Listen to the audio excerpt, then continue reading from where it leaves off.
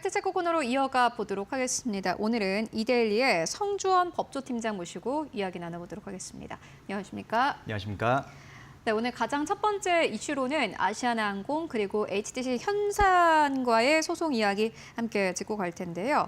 보니까는 어제 대법원에서 아시아나항공과 HDC 현대산업개발 간의 계약금 소송에 대한 최종 판결이 나왔습니다. 아시아나항공 측이 최종으로 또 승소했다고 하는데 소송이 어떻게 시작됐는지부터 좀 짚고 가도록 하겠습니다. 네, 이 소송은 2019년 11월에 HDC 현대산업개발이 미래에셋증권과 함께 컨소시엄을 구성해서 아시아나항공 인수계약을 체결했습니다. 계약 규모가 한 2조 5천억 원 정도 됐었죠. 당시 인수대금의 10%인 2,500억 원을 계약금으로 지급을 했고요. 근데 그 이후에 2020년 들어서면서 다들 아시겠지만 코로나19가 확산되면서 사실 뭐 여러 경제가 마비가 됐지만 항공업계가 또 특히 큰 타격을 입게 됐습니다. 이러면서 HDC 현산 입장에서는 인수 환경이 달라졌다. 그렇기 때문에 다시 실사해야 된다. 재실사를 요구하고 나섰습니다. 이에 대해서 아시아나항공의 채권단, 산업은행 같은 아시아나항공의 채권단에서는 HDC 현대산업개발의 그 인수 의지에 대해서 의문을 제기하면서 재실사를 거부했고요. 결국 2020년 9월에 이 계약이 결국 무산됐습니다.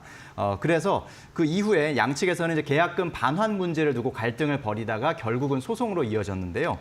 아시아나항공 측에서는 HDC 현산의 인수 의지가 부족해서 이 계약이 무산된 것이다라고 하면서 계약금을 돌려줄 수 없다라고 한 것이고, 현산 측에서는 아시아나항공이 재무제표상의 채무 같은 것이 미공개된 부분이 있었는데 그것들을 제대로 보여주지 않았다라고 그런 책임이 있다, 아시아나항공 측의 책임이 있다라고 하면서 계약금을 돌려달라 이런 주장으로 맞서서 결국 소송으로 이어진 것입니다.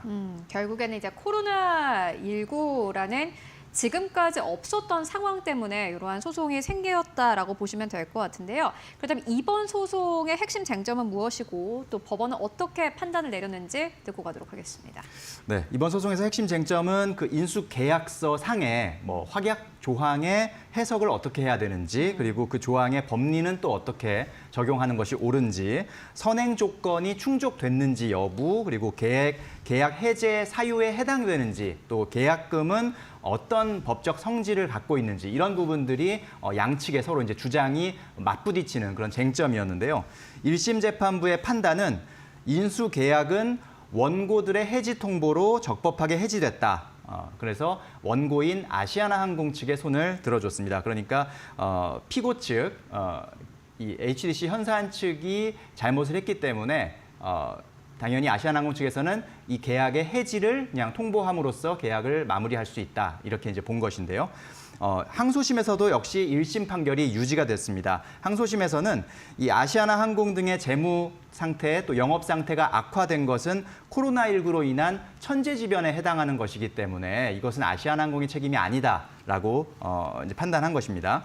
아시아나항공 측에서는 또 계약서 상에 있는 그런 확약 조항들을 모두 준수를 했고 또 선행 조건도 모두 충족이 됐다라고 하면서 그러니까 그 매도인 측의 잘못은 없다, 책임이 크게 없다라고 이제 판단한 것입니다. 반면에 이제 HDC 현산이 재실사를 요구하면서 잔금을 치르지 않은, 그러니까 거래 종결 의무를 이행하지 않은 것은 결국 이것이 이행 거절에 해당한다. 그러니까 이어 사는 사람이 잔금을 지급하지 않은 것이 결국 서로 간의 쌍무계약, 그러니까 매매계약에서 결국은 한쪽에서는 돈을 지급하고 권리를 가져오는 것이고 한쪽에서는 돈을 받고 권리를 내주는 것인데 한쪽에서 그 의무를 다하지 않았기 때문에 결국은 그 이행 거절로 인한 해지가 이루어진 것이다. 이렇게 이제 판단한 것입니다. 대법원이 어제 최종 판단에서 이 같은 2심 판단에 문제가 없다고 보고 상고를 기각하고 최종 확정을 지었습니다. 네, 보니까 법원이 이제 코로나19를 천재지변으로 인정을 했습니다. 그렇다면은 이 계약금 반환 여부에 대한 판단은 어떻게 이루어졌는지도 궁금합니다. 네, 사실 이제 어떤 매매 계약, 쉽게 생각하면 우리가 부동산 매매 계약에서도 이제 그 계약금을 10% 정도 걸고 그다음에 나중에 중도금을 지급할 수도 있고 아니면 잔금으로 한 번에 다 마무리를 하는 그런 형태가 되는데 이 계약금이 어떤 성질을 갖고 있느냐에 따라서 조금씩 이게 차이가 날 수가 있습니다. 그러니까 크게 나눠보면 한 3가지 정도로 나눠볼 수가 있는데 계약금을 뭐 손해배상액의 예정 혹은 위약금, 위약벌 이렇게 3가지로 나눌 수가 있는데 손해배상액의 예정이라는 것은 결국은 이 계약이 무산됐을 때 실제로 벌어지는 손해배상을 손해를 배상해주는 다만 그게 어느 정도 될지 모르니까 일단 예상으로 뭐 이 정도 금액을 일단은 계약금으로 주되 나중에 그걸 정산해서 실제 좀 이건 조정이 될 수 있다. 뭐 이렇게 볼 수 있는 게 손해배상액의 예정이고요. 위약벌이라고 하는 건 약간 이제 벌금의 성격이 있어서 이것은 이 계약을 지키지 않거나 깨질 경우에는 그냥 이 금액은 그 책임이 없는 쪽이 가져가는 그런 약간 벌금의 형식으로 생각하시면 될 것 같습니다. 그래서 이제 양측에서는 이게 어떤 성격에 맞는 것이다라고 주장을 했던 건데 HDC 현산 측에서는 이 계약금이 손해배상액의 예정이라거나 혹은 그 손해배상액 예정과 위약벌의 성격을 겸유하는 것, 그러니까 위약금의 성격이 좀 있다 이렇게 주장하면서 그렇게 되면 감액이 가능하거든요. 법원에서 그 실제 손해를 평가해서 좀 감액을 해줄 수 있기 때문에 그런 것들을 좀 요구하고 주장을 했던 겁니다. 그리고 만약에 가장 좀 극단적으로 봐서 위약벌이라고 보더라도 이 액수 자체가 과다하기 때문에 일부는 무효다라는 것이 현산 측의 주장이었고요. 하지만 법원에서는 인수계약에서 그 계약서 내용을 살펴보면 계약금이 위약벌이라고 명시가 되어 있고 그리고 계약 협상 과정에서 중간에 현산 측에서 이것을 손해배상액의 예정액으로 수정 요청을 했다가 철회를 했다는 그런 또 정황이 있었고요. 그리고 별도의 손해배상 청구가 가능하도록 규정한 점 이런 걸 감안해 봤을 때 요거 처음에 계약금은 위약벌이고 별도의 손해배상도 청구가 가능하도록 해놨으니까 그렇게 했기 때문에 이제 법원에서는 위약벌로 판단한 것입니다. 또한 위약벌은 이제 앞서서 말씀드린 것처럼 손해배상액의 예정과 달리 감액을 할 수가 없는 그런 성격이 있고요. 또 계약 체결 경위와 내용 등을 고려할 때 이것은 뭐 사회적 타당성이 인정되기 때문에 2,500억 원 전액, 그러니까 계약금으로 지급한 현산 측에서 2,500억 계약금 전액은 결국은 위약벌로 인정돼서 아시아나항공 측에 귀속되는 것이 맞다 이렇게 이제 최종 판단한 것입니다. 계약금이 이제 위약벌로 인정이 돼서 그 계약금 자체가 이제 아시아나항공이 모두 다 가지고 가게 된 그러한 상태입니다. 보니까는 코로나19와 같은 이런 특수한 상황이 어떤 좀 영향을 미쳤다라고 보는 것이기에 법원이 이러한 판단을 내렸습니까? 네, 이 거래 계약에서는 좀 그 거래가 중단될 수 있게 하는 그런 또 조항들도 있습니다. 뭐 예를 들면은 이제 중대하게 부정적인 영향 조항이라는 것이 있는데요. 여기에 해당될 경우에는 어떤 거래 계약, 매매 계약이나 이런 거래 계약이 중단되는 사유로 적용될 수가 있습니다. 그런데 법원에서는 이 코로나19를 천재지변 또는 산업의 일반적인 환경의 변화라고 보아서 이것이 중대하게 부정적인 영향에 해당되지 않는다, 제외되는 사유다 이렇게 판단을 했습니다. 또한 아시아나항공은 코로나19 이후에 화물 운송 비중을 확대하고 여객 운송을 축소한 그런 조치들을 취했는데 이것은 당시 코로나19 상황에서 우리가 다들 아시겠지만 여객은 이제 사람들은 이동하기가 어려웠고 대신 이제 물류가 상당히 많이 이제 이동하는 그런 수요가 늘었었죠. 그래서 그거에 따른 적절한 대응이었다 이렇게 판단을 한 겁니다. 그러니까 이걸로 인해서 뭐 그 이후에 실제 실적이 안 좋아지고 뭐 이런 것들을 크게 이제 그게 꼭 아시아나항공 측의 잘못만은 아니다라고 볼 수 있는 어떤 하나의 근거라고 볼 수가 있는 것이죠. 특히 재판부에서는 현사는 예상치 못한 그런 코로나 확산 사태를 인수 후에 감당해야 할 상황에 이르게 되면서 그때 인수 조건을 좀 재협의하자 이렇게 요구한 것 아니냐 이렇게 지적을 했습니다. 그러니까 예상치 못한 위험 상황이 발생했을 때에도 계약 당사자들은 어떤 책임을 져야 하는지 또 어떤 의무를 져야 하는지 그에 대한 중요한 법리를 좀 제시했다라고 이해할 수 있겠습니다. 네, 그리고 이제 이번 판결이 아무래도 M&A 미치는 영향도 클 것 같은데요. 어떻게 보면 되겠습니까? 네, 일단 M&A 거래에 좀 중요한 시사점을 남겼다고 볼 수가 있겠습니다. 일단 계약은 지켜져야 한다라는 그런 계약법의 기본 원칙을 재확인했다라고 이해할 수가 있겠고요.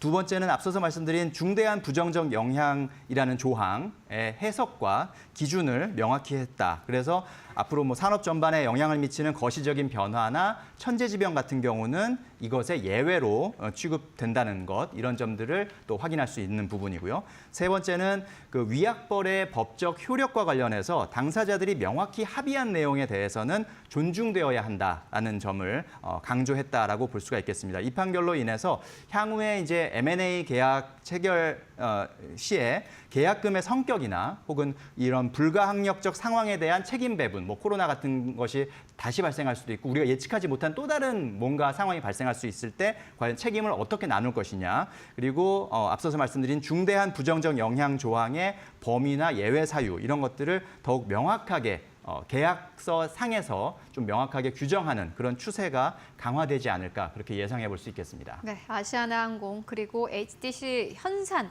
이슈 짚고 왔고요. 이어서 두 번째 이슈로 옮겨가 보도록 하겠습니다. 이번에는 메디톡스 이슈인데 어제 대법원이 판결한 사건입니다. 메디톡스가 메디톡신에 대한 식약처의 허가 취소 처분 관련해서 행정소송에서 최종 승소를 했다고 합니다. 먼저 식약처가 이 메디톡신의 품목 허가를 취소한 이유부터 좀 짚고 가도록 하겠습니다. 네, 식약처는 메디톡스가 2012년부터 15년까지 메디톡신을 생산하는 과정에서 당초에 허가된 원액 대신에 다른 원액을 사용하고 그럼에도 불구하고 마치 이를 허가된 원액을 사용한 것처럼 서류를 조작했다라고 이제 식약처는 봤습니다. 또 기준을 벗어난 원액과 제품의 그런 테스트 결과를 적합한 것으로 허위 기재했다. 그래서 약사법을 위반했다. 이렇게 이제 판단을 한 것인데요. 이것을 근거로 식약처가 2020년에 메디톡신 3개 제품에 대해서 품목 허가 취소 처분을 내렸고요. 이와 함께 회수 폐기 명령, 또 회수 사실 공표 명령까지 내린 그런 사건입니다. 네, 그런데 이제 보니까 법원은요, 식약처의 행정처분이 위법하다 이렇게 판단을 했는데 법원이 이렇게 판단한 근거는 무엇입니까?